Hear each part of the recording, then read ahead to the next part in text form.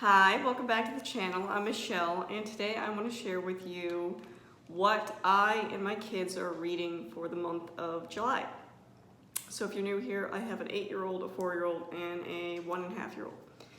So every month we try to tackle a specific social justice theme and read books pertaining to that theme.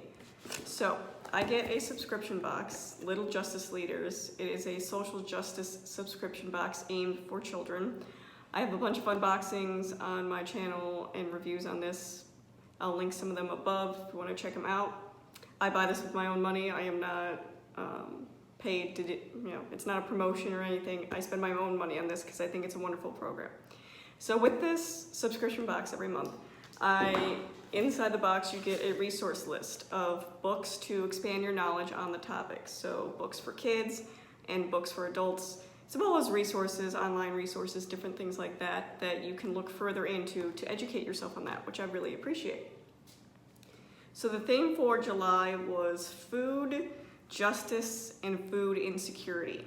And I found this really interesting because I've never really thought too much about how that's a social justice issue, but it really is. And I love that this subscription box broadens my view of things and really makes me understand things in a wider sense, So first let's talk about what food justice is. So food justice is a view of the food system that sees healthy food as a human right and addresses structural barriers to that right. So I'm reading from the thing. Food insecurity is not having access to affordable, nutritious food on a regular basis. So the box kind of goes into those issues and how racism and things like that can play into those things. So I'm specifically just going to go over the books that it recommended for reading, and we've gone through some of them already, but not all of them. So first, for adults, sadly my library, and I always get the recommended books from the library. The library didn't have very many at all. They actually only had one, and my library system can pull from other libraries, and they, like district or however libraries do it, and none of them had any of them except one book. So I'm going to share that one book. They did. One of the resources online is a TED Talk that talks about how you can't just keep giving people food. That's not going to solve the problem, that there's actually a big issue with food literacy in this country. Understanding nutritious food, understanding how it affects our bodies, understanding how to cook certain things. We're often pushed to the convenient items, the fast food items. Sadly, in this country, the cheapest items are also the most unhealthy, while the healthiest options are usually the most expensive. And that's one of the issues addressed in the social justice box, is why that's wrong. So I will leave that TED Talk link down below for a resource for adults. But for me, my library did have this. It's called Heartland, a memoir of working hard and being broke in the richest country on earth by Sarah Smarsh. Now this was an interesting book. It was written in an interesting way. A lot of the book is written from the author's perspective, talking to her unborn child. It goes through her family history of being poor and the generational effects that's had. They've all grown up on farms, the difficulty they've had with different things. It definitely goes, it's definitely an adult book. It covers some difficult subjects, and it makes you really think about a lot of things. So I definitely recommend it. It might not be the easiest read, but I think it's a wonderful book. Again, I read it in a week. It really opened my eyes to some things, and honestly, it was familiar in some areas. I grew up not having a lot of money either. I grew up with a family that had generational teen pregnancies, and she talks about that in this book, about how, it just keeps going on. The cycle just continues and continues. And I was the first in my family to not continue that cycle. I was the first in my family to go to college and all these things. And she was the first in her family to do a lot of these things as well. So it goes into, what I really enjoy about the book is she talks about not just her, but her grandparents and her aunts and uncles and their different experiences within their lives dealing with different things, and it talks about specific laws that are put into place, things that affect farmers personally, how she dealt with being treated in school systems, not having, adequate resources to a lot of things, not just food, but education and different things like that. So it's a really good book, and it has a historical context to it as well, where she relates what's going on in that context of time to how it affected that said family member. The only thing I'm not a big fan of is it does jump between family members a lot. So sometimes she'll talk about herself, and then she'll start talking about her grandmother. So it does jump around a lot. So that's my only critique, but it gives a very good overall sense of what was going on and how that affected someone in a real life situation. So that is my only resource. So let's move on to the kids. All right, so for kids books, now what came in my Little Justice Leader subscription box, you always get a book in it, was Lulu and the Hunger Monster. I really enjoyed this book. It's about a story about a girl. Here, I'll back up a little so you guys can see it. It's about a story of a girl who, their car breaks down and they have to use the money they have for the repairs of the car, so they don't have money for food. And then she goes to school the next day and she's visited by the Hunger Monster. Hunger Monster is an idea, and I think it's a very good idea to get across to children that this theoretical monster comes when you're hungry, and he taunts you, and he makes you want to do things that you wouldn't ordinarily do. Like, for example, she goes to the school garden because she's so hungry that she's thinking about stealing some food, and the Hunger Monster's encouraging her to do this, and she stands up to that Hunger Monster and says, no, just because I'm hungry, I'm not going to do these things. Same with the lunch boxes at school. She goes in the hallway and she was going to sneak someone's food in their lunch because she didn't have any food, and the Hunger Monster is encouraging her to do it. And it also, in a lot of the pages, shows someone noticing this. So in here, her friend notices something that's going on. And again, she told the Hunger Monster she wasn't going to be a thief. She wasn't going to let the Hunger Monster do that to her. So, her friend tries to be nice, and she starts bringing her food. And then the other kids start helping and bringing her extra snack and stuff. But then, as you see, the Hunger Monster gets smaller and smaller the more she eats. But then the tiny Hunger Monster taunts her and says, everyone's going to make fun of you. Everyone knows you don't have food. So she stops accepting food from other people because she's embarrassed. And then he gets bigger and bigger until she finally decides that she has to do something. She has to stand up to Hunger Monsters. So she goes to talk to her teacher, and her friend is there to help her. And she tells her teacher, my mom doesn't have enough money. The van broke down. We need help. And the teacher says, thanks for sharing this with me. I can help. So they introduce her to resources that she can get nutritious food.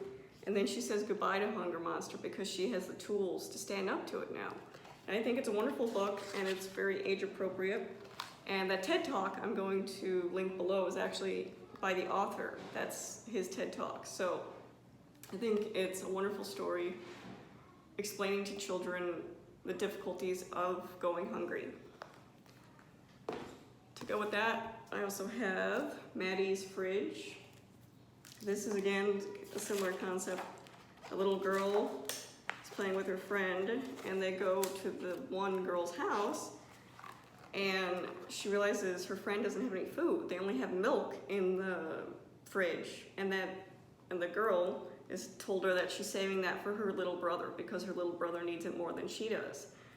And then the rest of the book pretty much goes through her looking at her fridge and realizing they have so much, but she promises her friend that she wouldn't tell anybody that she didn't have food because she didn't want her mom to get in trouble. So it goes over where she tries to help her friend. She tries to bring her food every day, and most of the time it's like fish or something and it doesn't work out. But every night at dinner, she's sitting there looking at her full plate of food until eventually she does tell her mom. And her mom helps her. They get food for the family. They bring it over there. They have a nice time together. And the little girl says, I hope you're not mad at me that I broke my promise and I told. And she said, that's what friends do. They take care of each other. So again, I think it's a wonderful resource for children. And a lot of these books have, at the end, resources you can help if you see someone in a situation like this, or if you're a person in a situation like this, what you can do for help. Next is Uncle Willie's Soup Kitchen. This is about a boy and his uncle, and what I really like about this book is the uncle volunteers at a soup kitchen, and the little boy doesn't understand what he does there, so he takes him to work one day. And what I really like about Uncle Willie is he doesn't ignore the people around him. Living in Chicago for a while, I noticed a lot of people completely ignore the homeless people on the street when they're asking for money, when they're asking for food. A lot of people don't act like they're not even there. In this book, Uncle Willie actually talks to these people, gets to know them, not just because they go to the soup kitchen, but because they're human beings. And I really like that aspect of it. So the little boy goes with him to the soup kitchen and learns what they do there. And it's kind of shocking to the little boy, because at one point he asks, why is there a high chair at the soup kitchen? And the uncle explains to him that it's not just adults that have issues finding food, that kids need places they can go for food too, which I think is really important for children to understand. So, I like that book. The next one is The Good Garden. How one family went from hunger to having enough. This is a story about a family, I believe in Honduras, yes, in Honduras, who are trying to grow crops on their farm. And what I really like is this illustrates well kind of the big business and the difficulties with that, because they're trying to grow their crops, but they have to buy their seeds from what they call coyote, a man who jacks up the price of their seeds and is pretty much robbing them, but they don't have any other resources. They have no way to get seeds without using this source. So they're barely making enough money to feed themselves, let alone making any food or growing any food that they could sell to profit, to support themselves, to have education or food. So I really like how that was illustrated. And the dad has to end up going to another city to find work and has to leave the family, and he asks his daughter if she will grow the winter garden for their family, and she says yes. And at her school, a new teacher comes, and he teaches the kids how to build structures and houses, and he teaches the kids, more importantly, how to garden certain things. He teaches them about composting, about proper water drainage. And so she starts implementing the things her teacher is telling her about into her family garden. And then the coyote comes by and says, you have a really good crop here. Would you like me to sell it at the market? Because these people have only ever known the coyote. They don't have any other outside resources, so the coyote comes to their farms, takes their produce, and sells it at the market.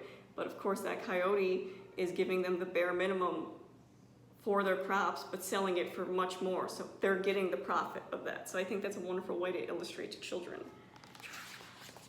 So again, the entire town ends up taking on these farming practices that the teacher has taught. I think Don Pedro was his name. And instead of using the coyote to sell at the market, Don Pedro encourages the people to go to the market, even though it's scary and new. He helps them learn how to sell their goods, and they realize that not only can they sell their stuff for much more that the coyote would give them, that they can actually buy the seeds at the market as well for half the price that the coyote was charging them. And then it goes on to, they start making a wonderful crop and everything like that, and the teacher leaves to go help another town. But I think it's a wonderful illustration of resources and how that affects, not just education and what's available to you, but how it limits you. And in the back, it tells you the true story of what the book was inspired by. And what I really like is it uses a lot of Spanish words in this. Well, they have a Spanish little translation here because we are learning Spanish at home as well. So it works really well with that. I really thought that was a good book. Next is The Farm That Feeds Us, A Year in the Life of an Organic Farm. Now, I really like this because it goes, through seasons on a farm and how, they do different things in a farm, different types of farms, what they use. One thing I really enjoyed about this book is from farm to table. So it shows how your food gets to you in the grocery store, how the processes go. And it'll go through the entire book about how different animals live in the farm. So it's just a good overall view. I don't think a lot of kids realize where our food necessarily comes from, and it's really important that we understand where our food comes from. Next is Harlem Grow. Now this is a story about an inner city school that starts a garden for the community and how they grow. And I really like about this, the first time they attempt some of the vegetables, they don't work. And they have to go back and realize what they were doing and how to fix it. And I think that's a wonderful thing to teach children, that you don't always get something right the first time. Sometimes you have to learn more about it. And of course, in the back of the book, it has how to grow your own garden and additional resources. Like I said, most of these books have additional resources to learn more. Some of them even have like videos you can watch. I think one I'm going to talk about has a video where you can watch different farmers and how they do things. One Hen. This is a wonderful book because it's based off loosely a true story, but this family in Ghana, I believe. I love how these books cover very different diversity. It's not just one person's problem. It's not one specific race's problem. It's everybody's problem in the entire world. You didn't know 1 in 7 children in the United States go hungry every day, so that's an issue. So it's about a family in Ghana who, the little boy gets a loan from his mother to buy a hen, and he's going to use that hen to have eggs for their family. And eventually the hen lays enough for them to sell a few eggs. So the boy sells a few eggs at the market, and when he's able to sell a few eggs at the market, he's able to buy more hens. When he's able to buy more hens, he's able to bring in a little more money, and eventually he's able to go back to school. And when he's able to go back to school, he learns different farming resources and different things he can do. So he goes back to his village after he goes through college and opens a very large poultry farm, and again, uses his resources to help others and to educate others. And in the back, it has this story about what the story was based on, the person it was based on, which is really nice. And then it has, again, resources that you can use to help. Next is Stone Soup. This is an idea about 2 travelers go to a town and they keep going door to door asking people if they have any food to spare. And none of them say, no, we have no food here. So the travelers say, well, wow, if they don't have any food, we should make them some food. So they tell the town that if you bring us a large pot, we will make you an amazing soup you've never had before. So they do that, and they start by making the soup. So the travelers put a stone in it. And then they say, what would make this really good is if someone had a carrot. So one of the kids in the crowd volunteered to have a carrot, and so on. So he's like, next thing would help if someone had a potato. So every person puts a little bit of their food in it. And pretty much the gist of the story is that they made a delicious soup out of stone. And the magical ingredient was sharing. So if we all come together and use our resources together, then everybody can have a little bit of something.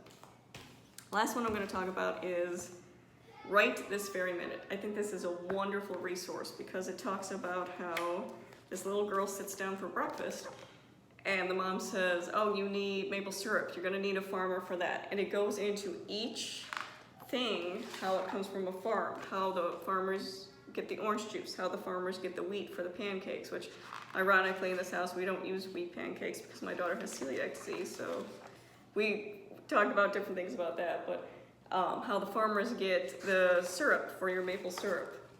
Same thing, they go over snack, how those ingredients came from a farmer, and how for that very minute you're having that snack, that farmer's doing this thing. So it really helps children understand, again, where the food they're eating comes from. And I think as adults, we really need to think about that as well, because it's so easy to get a convenient item that we don't often think about where it comes from. But especially with, and this is the one I was talking about that had the resources. In the back, it has video resources where you can actually see farmers and what they're doing. So I thought that was wonderful. But yeah, like I was saying, I think this is a very important thing for children and adults to understand. Like I said, I didn't really think deeply into it until I was faced with these books and these resources. I think it's important that we talk to our kids about this and that we educate ourselves about it, because it's not just somebody else's issue, it's an issue for everybody. You know, like I quoted that number 1 and 7, that's a big deal, and there's something we can all do to help. And in all these books, there's different resources you can do to help. And if you're in that situation, what you can do to find those resources. And like I said, it's not just, the easy solution isn't just throwing food at people, giving them a bag of food and expecting that to be all you can do. We can do so much more than that. Like I was talking earlier about the food literacy, you know, I feel like especially in this country, we don't know where our food's coming from. We don't know about the ingredients in it. We don't know about the potential harm in the things we're eating, especially with my daughter being diagnosed with celiac disease, and my older daughter had a dairy sensitivity, and my 1-year-old actually has a dairy sensitivity right now. It's really forced me to dive deep into where our food's coming from, what's in our food, what's it actually doing to our bodies. And a lot of that has to do with personal, you have to figure out these things because we're not taught in school, it's not an issue. We kind of just are given a plate of food and we eat it and we never think twice about it. And this entire topic really forces us to look at that. And I think that's really important, especially when we're talking about the future health of our kids, our nation, everything. So I hope you enjoyed these resources. Again, if you have any questions, leave them in the comments down below. Thanks for watching.